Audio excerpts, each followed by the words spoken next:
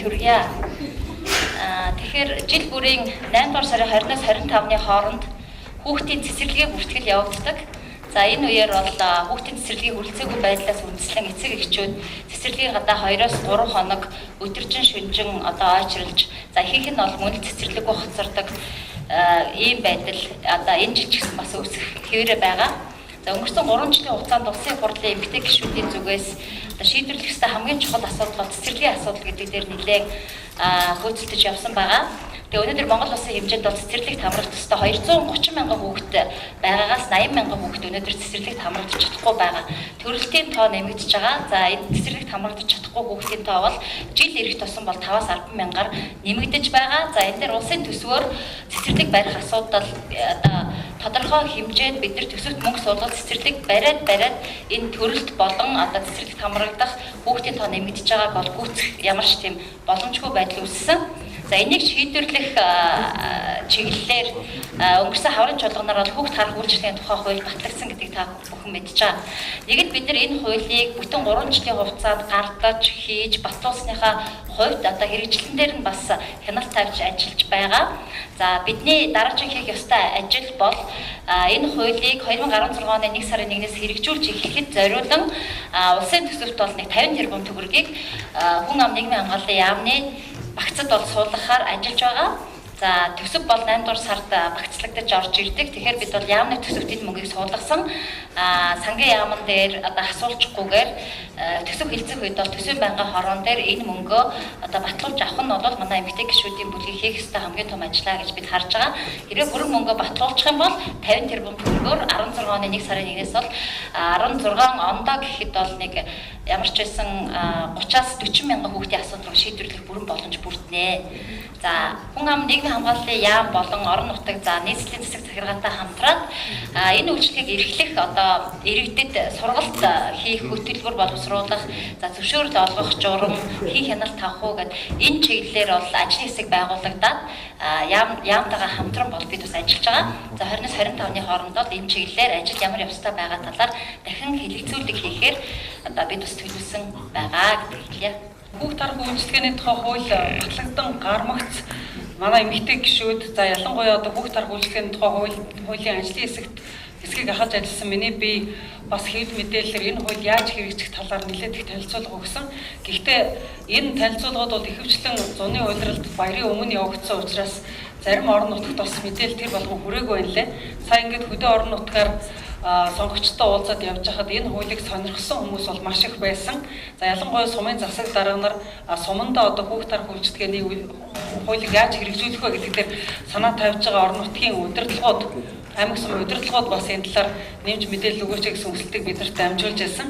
Тэгэхээр энэ дашрамдаас товч энэ хуулиа багцлж та бүхэн танилцуулахад хүүхд тарах үйлчлэгээний хуульд Монгол улсын иргэн хамрагдана. Монгол улсын иргэн 5 хүртэлх хүүхдийг асарна.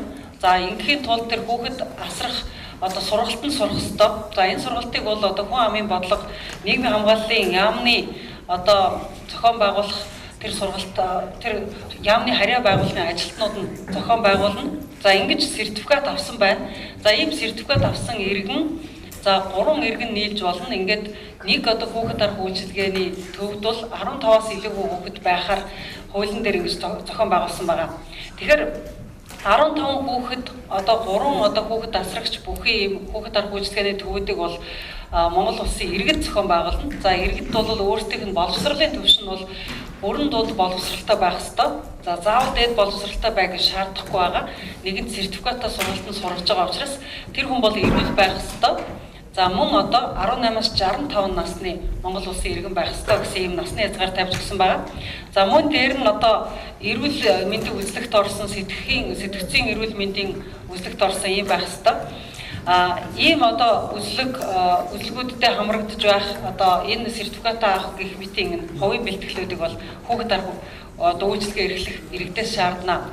За хүүхэд тарах үйлчилгээ эрхлэх байрыг бол хуулийн дээр нэлээд тодорхой зааж өгсөн байгаа. За энэ байрны стандартыг бол засгийн газар батална гэж хуулийн дээр оруулж өгсөн. Энэ стандарт бол засгийн газраар орж батлагдах байх.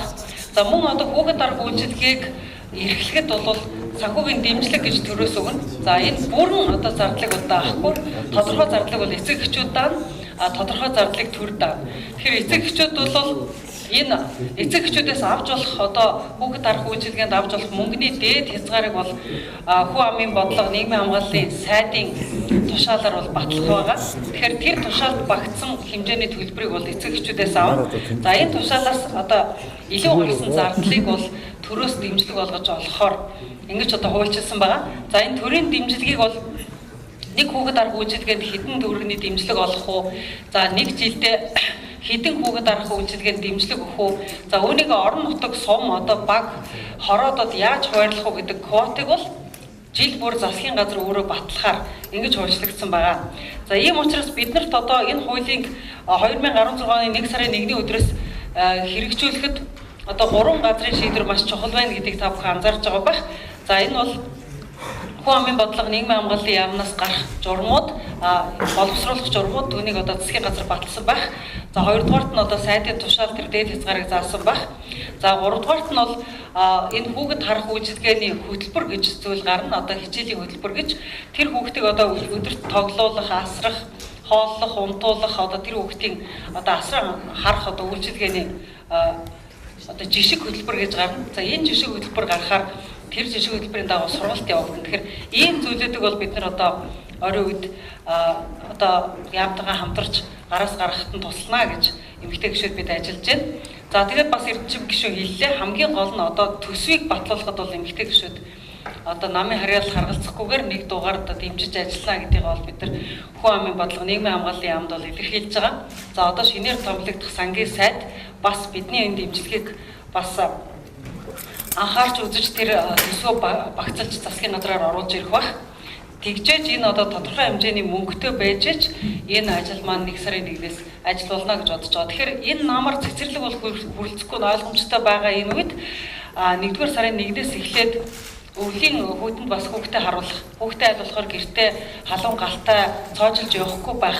Энэ одоо өөрчлөлтийг л бид хүсэж байгаа. Тэгэхээр энэ өөрчлөлтийг авчрахад бол эмэгтэй гишүүд урдын адил хамтарч ажиллана гэдэг та бүхэнд илэрхийлж байна.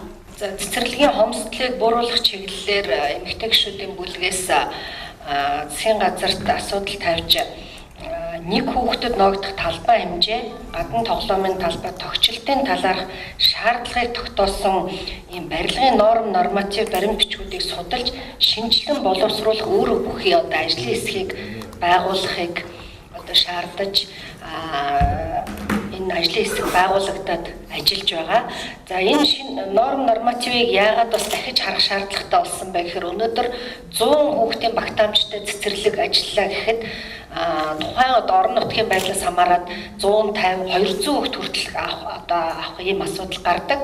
Гэтэл хувьсах зардал нь бол яг стандартн дээрээ эхний хүчин чадлаараа 100 хүүхдээр олгохоор илүү авсан одоо 50-60 хүүхд нь хувьсах зардалгүй одоо үлдэх ийм асуудлууд цэцэрлэгүүд дээр их гарч байгаа учраас бид энэ асуудлыг одоо нэг мөр шийдвэрлэхээр засгийн газарт одоо асуудлыг бол тавьж байгаа гэдэг хэлмээр байна. За бид дээр нэг зүйл нэмээд хэлэхэд ер нь бол энэ цэцэрлэгийн хомстойг арилгах асуудал хүүхд харах үйлчилгээгээр бас бүрэн шийдэгдэж чадахгүй. Гэхдээ энэ ямар ч байсан бид бол ачааллыг бууруулах, ажлын байр нэмэгдүүлэх, хүүхэд гэрүүлийн хөгжлийг дэмжих энэ бодлогынхаа хүрээнд бол энэ хууль дээр ажилласан гэдэг та бүхэн мэдж байгаа. Тэгээ ер нь бол цаашлаад энэ цэцэрлэгийн энэ стандарт нэг хүүхдэд оногдох тэр талбай зай талбайгаас эхлүүлээд мөн тэр тухайн цэцэрлэг та бүхэн мэдж байгаа цэцэрлэгийн гаднах тоглоомын талбай гэдэг ашиглагдахгүй нэг юм талбай бол ялцчгүй байдаг. Хүүхэд бол намар хүүхдүүд юу яадаг цэцэрлэгт хамрагддаг. Тэгээд 6 сарын 1 гэхэд хаадаг. Гэтэл энэ салхилуулах, гадаад тоглоулах тэр цаг агаарын нөхцөл бол үүндээ байдаггүй. Өвлийн цагт хүүхдүүдийг тэр болон гадаа гаргаад байдаггүй. Хаврын хавсарганаар бас тэр болон гадаа гаргаад тоглоод байдаггүй. Тодорхой хэмжээнд нэг бага хугацаатаар гаргах жишээтэй. Тэгэхээр тэр талбай дээр бас дахин ашиглах цэцэрлэг барих талбай хүрэлцээгүйгээс цэцэрлэг барих боломж байхгүй гэдэг ийм зүйлийг бас бид хааж ярилцах цаашаад энэ ярилцаж энэ талбай дээр энэ зөв зохистой ашиглах энэ горим руу шилжих ёстой гэдэг энэ бас өөрийнхөө байр суурийг энэ ташрамд илэрхийлэх нь зөв баха. За баярлалаа.